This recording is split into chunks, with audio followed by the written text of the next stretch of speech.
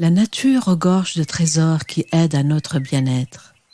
La nature nous raconte l'humanité à travers l'usage des plantes culinaires et médicinales. Les premiers remèdes remontent à la préhistoire et les plus anciennes pharmacopées ont plus de 6000 ans. La phytothérapie est une sagesse ancestrale intimement liée aux guérisseuses, des sorcières botanistes qui connaissaient d'instinct et d'intuition les pouvoirs des plantes et détenaient des savoirs uniques face aux maux et à la maladie. Je te présente Sorcière en herbe, le podcast de Conteuse végétale, une émission où je te raconte l'histoire passionnante des plantes, la magie des végétaux et leur ingéniosité à créer des molécules originales. Je te livre aussi quelques secrets pour les utiliser et préparer des remèdes simples pour les petits maux du quotidien. Je suis Sonia Bellouti, diplômée de phytoaromathérapie, consultante feng shui et énergéticienne des lieux de vie. Je suis aussi autrice et chroniqueuse, une écoféministe, une sorcière des temps modernes. Et si tu m'écoutes, tu peux me donner ton avis ou laisser un commentaire ou une note sur Apple Podcast, sur YouTube ou Spotify.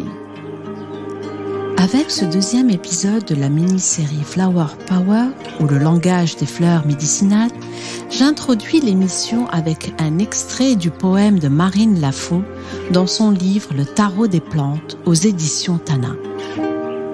Je suis la pâquerette, j'embellis le monde de mes constellations et vous enchante avec délectation.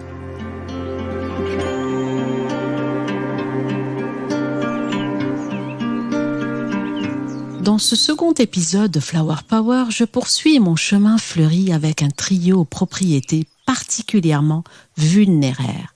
Ou si tu préfères, ce sont des plantes de la peau. 3 fleurs qui enchantent les chemins et les sentiers. 3 fleurs sauvages, communes et si bienfaisantes en phytothérapie, dans les rituels de beauté et même en cuisine. J'ai nommé la bourrache, la bélisse, ou son petit nom, la pâquerette, et l'onagre, la belle de nuit.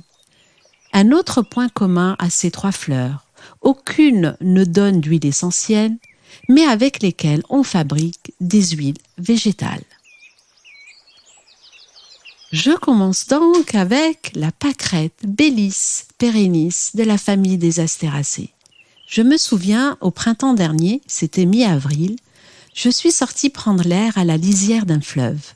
Le parc était comme tapissé de blanc, parsemé de pâquerettes à perte de vue. J'aimerais pouvoir te décrire la joie que cela m'avait procurée et le sourire que cela m'avait arraché à la fatigue et à la morosité dans laquelle j'étais ce jour-là. Une vision merveilleuse d'un prodige renouvelé de la nature. La Bélisse perennis de la famille des Astéracées égaye les chemins et nos jardins à la période de Pâques, d'où son petit nom vernaculaire de pâquerette. On dit aussi que Bélisse, son nom latin, vient de Bellus, qui signifie jolie, car elle embellit les champs et annonce le printemps. La pâquerette pousse en Europe, dans les prés, les talus et les jardins, jusqu'à 2000 mètres d'altitude.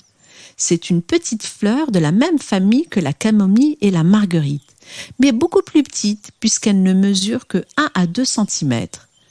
Ses feuilles sont collées au sol à la base d'une tige très courte. La pâquerette se cueille à la floraison. Il faut la laver, la sécher au soleil d'abord, puis à l'intérieur dans un endroit sec et aéré. Ces fleurs belles à croquer sont comestibles, crues, mélangées à d'autres plantes en salade, ou cuites comme dans un gâteau, une omelette ou un potage, en plus d'être ornementales. Son mucilage, d'ailleurs, facilite la digestion et combat la constipation. En phytothérapie, la pâquerette s'utilise en teinture mère, mais aussi en tisane pour ses propriétés vulnéraires. Anti-goûteuse, expectorante et légèrement laxative. Elle s'utilise aussi en application locale pour soigner les ecchymoses et les traumatismes du sein. En herboristerie traditionnelle, on mâche les feuilles cette fois-ci pour lutter contre les aftes et les ulcérations de la bouche. Les fleurs pilées en cataplasme sont utilisées pour soigner les coups, les contusions et les entorses. Symboliquement, la pâquerette est synonyme de délicatesse, d'harmonie et de bonheur. La pâquerette est calmante, anti-stress et soulage les maux de tête, un peu comme sa grande cousine, la camomille. Elle soulage aussi l'hypertension. Elle se boit en infusion à raison d'1 cuillère à café de fleurs séchées par tasse à laisser infuser pendant 10 minutes et on peut en prendre jusqu'à 3 tasses par jour. Et enfin, l'huile de Bélisse est raffermissante. Elle est excellente pour les peaux fines et délicates du buste et du contour des yeux, auxquelles elle redonne galbe et tonicité. On peut fabriquer facilement un macérat huileux. D'ailleurs, je te propose une recette simple sur le compte Instagram Magie Verte que tu découvriras dans quelques jours. On ne connaît aucune contre-indication ni effet indésirable à la pâquerette. Juste prendre une précaution, ne pas la prendre en même temps qu'un anticoagulant.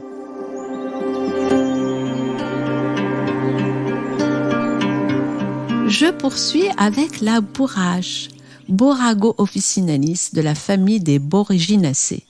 C'est la même famille que la grande consoude, la pulmonaire et les myosotis, aux propriétés assez similaires. La bourrache est originaire d'Afrique du Nord et son nom viendrait des mots arabes abou, qui veut dire père, et rash, qui veut dire sueur. Littéralement, cela veut dire à l'origine de la sueur. C'est en rapport avec les propriétés sudorifiques de la plante. La bourrache s'est répandue par la suite en Europe et en Amérique du Nord où on l'appelle the common borage. On l'appelle aussi langue de bœuf ou boursette en France. C'est une plante herbacée, annuelle, qui pousse dans les décombres et les terrains occultes, azotés et ensoleillés. La fleur porte en elle une graine qui, par pression à froid, donne une huile végétale. La bourrache est connue depuis le Moyen Âge, mais c'est à la Renaissance que celle-ci est réputée sudorifique et diurétique. On consomme les fleurs séchées en infusion et la graine pour son huile. La récolte se fait dès la floraison. On cueille en été les sommités fleuries à environ 30 cm à partir du sol. On connaît quelques vertus magiques. D'ailleurs, on dit qu'il faut utiliser la plante fraîche uniquement et la porter sur soi pour vaincre les aléas de la vie. D'ailleurs, la bourrache symbolise le courage et octroie des pouvoirs psychiques. Les premières feuilles fraîches, hachées, sont consommées en salade et les jolies fleurs bleu mauve sont comestibles et ornementales. Dans une salade aussi, mais on peut en faire des soupes et décorer avec des entremets. Attention, la bourrache se mange en petite quantité et ponctuellement car elle contient des alcaloïdes. Je te propose une recette de petits pains aux olives et à la bourrache sur mon compte Instagram dans les prochains jours. Les fleurs sont consommées par voie orale, en tisane ou en cuisine. Elles favoriseraient l'élimination rénale et luttent contre les affections bronchiques bénignes. La fleur est aussi sudorifique et dépurative. L'infusion est à préparer à raison d'1 cuillère à soupe de sommité fleurie dans une tasse d'eau très chaude, à laisser infuser 10 minutes. On peut en boire 2 à 3 tasses par jour. C'est une excellente tisane pour suer en cas de grippe. L'huile, en revanche, se consomme et par voie orale ou par voie cutanée, c'est-à-dire par voie locale sur le visage ou une partie du corps. Elle est utilisée dans le vieillissement cutané et comme adjuvant dans le traitement de l'eczéma. La posologie est d'environ 0,5 g par jour pendant 3 mois. Comme je l'ai dit tout à l'heure, la bourrache contient des alcaloïdes. Donc on évite de la prendre en cas de grossesse et d'allaitement, en cas de problèmes et de troubles hépatiques, ne pas la prendre en même temps qu'un anticoagulant et qu'un traitement épileptique. Ces précautions sont valables pour les fleurs. L'huile est sans danger puisqu'elle ne contient pas d'alcaloïdes.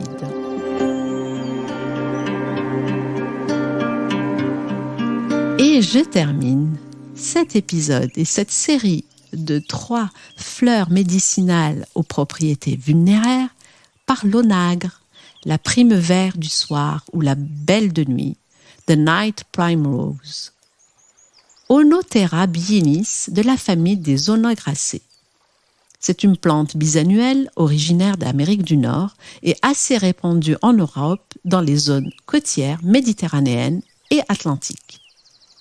La tige est tachée de rouge et la fleur jaune porte 4 pétales s'ouvrant à la tombée de la nuit, d'où son joli nom de belle de nuit. Cette plante n'aime pas les terrains humides et préfère les terres légères. C'est une très bonne plante et fleur de jardin. Les Amérindiens de l'Utah et du Nevada consommaient des jeunes feuilles cuites ainsi que les graines comme plantes alimentaires. Ils les utilisaient aussi pour ses propriétés antitussives, anti-asthmatiques et pour soigner la peau.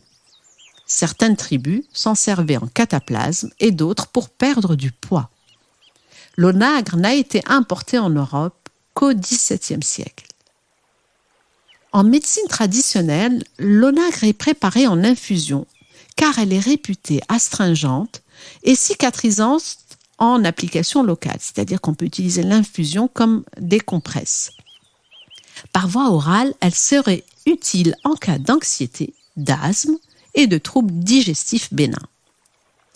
La graine, par expression à froid, fournit une excellente huile. La graine contient jusqu'à 25% d'une huile grasse riche en acides gras polyinsaturés, comme les acides linoléiques, les acides gamma-linoléiques et les acides oléiques. Elle contiendrait jusqu'à 90% d'oméga 6. Dans l'onagre, c'est surtout l'huile qu'on consomme aujourd'hui pour ses propriétés anti-inflammatoires et antioxydantes. La posologie est large, elle va de 500 mg, donc un demi-gramme, jusqu'à 6 g d'huile d'onagre en gélule par jour. La moyenne est quand même de 3 capsules dosées à 500 mg, en général qu'on prend pour le gonflement et la lourdeur mammaire due au syndrome prémenstruel, en traitement non hormonal de la ménopause, contre l'hypercholestérolémie, et pour soulager la polyarthrite rhumatoïde. En cas d'eczéma et psoriasis, on peut augmenter cette dose jusqu'à 6 grammes par jour.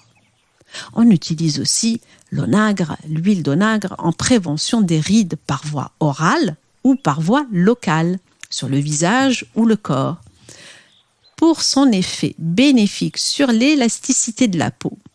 L'huile végétale d'onagre lutte contre les signes du vieillissement cutané et restaure la souplesse et l'épaisseur de l'épiderme qui s'affine d'année en année.